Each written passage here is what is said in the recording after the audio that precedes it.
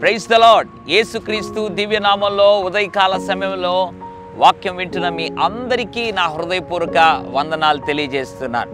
దిగులుతో ఉన్నావా? వేదనతో ఉన్నావా? ఆశీర్వాదాలు లేకుండా ఉన్నావా? నీ జీవితంలో అన్ని నష్టాలు ఎదుర్కొన్నావా? ఏ పరీక్ష రాసినా ఫెయిల్ అవుతున్నావా? అందుకే నీ జీవితంలో ఆనందం కోల్పోయావా?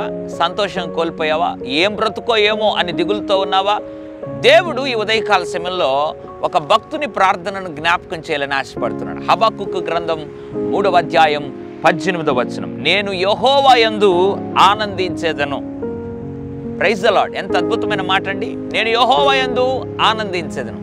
అయితే 17వ వచనం మీరు చదివితే ఆయన ఏ పరిస్థితుల్లో ఆనందిస్తున్నాడో మనకు అర్థమవుతుంది. పైన ఏం రాయబడింది?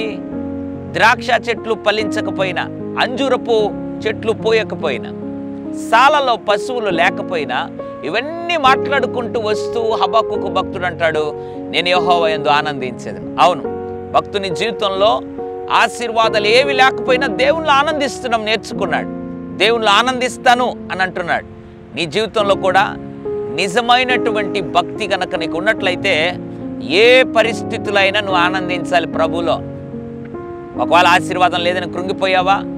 అలా ఉండకూడదు. దేవుడు మాట్లాడుతున్నాడు. ఆయన మన జీవితంలో ఏ పరిస్థితి గుండా మనల్ని నడిపించినా మనం హబక్కూకు వలె ఎల్లప్పుడూ యెహోవా యందు ఆనందించేవారుగా ఉండాలి. నీ జీవితంలో అట్లా ఆనందించగలిగితే అన్ని విధాల దేవుడిని ఆశీర్వదించి, అన్ని విధాల దేవుడు నిన్ను ప్రతి పరిస్థితిలో నిన్ను హెచ్చించి, నీ పరిస్థితులు మార్చి నిత్యానందము నీ హృదయంలో దేవుడు ఉంచుతాడు. కాబట్టి ఈ ఉదయకాల సమయంలో తీర్మానం తీసుకో. ప్రభువా, అవి లేవు, ఇవి లేవు, అవి లేవు, ఇవి లేవు, ఇది కోల్పోయాను, అది కోల్పోయాను, అది నష్టపోయాను, ఇది నష్టపోయాను అనకుండా ఏ పరిస్థితులైనా నీ యందు ఆనందించేటువంటి మనసు హబక్కూకు వలె నాకు కూడా దయచేయి ప్రభువా. నువ్వు ప్రార్థన చేయగలిగితే ఇది మొదలుకొని దేవుడు అన్ని పరిస్థితులు నిన్ను ఆనందింపజేసి రానున్న దినాల్లో గొప్ప సాక్షిగా ఆయన కొరకు నేను నిలబెడతాడు. పరిశుద్ధుడా, ప్రేమగల తండ్రి, నీకు వందనాలు. నేను యెహోవా యందు ఆనందించదును అన్నటువంటి మాట హబక్కూకు భక్తుడు తీసుకున్న తీర్మానం జ్ఞాపకం చేసావు.